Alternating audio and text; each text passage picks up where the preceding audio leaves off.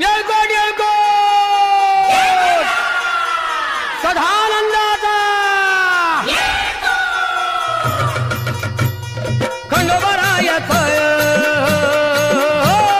खंडोबरायाचं याडोबाई लागलं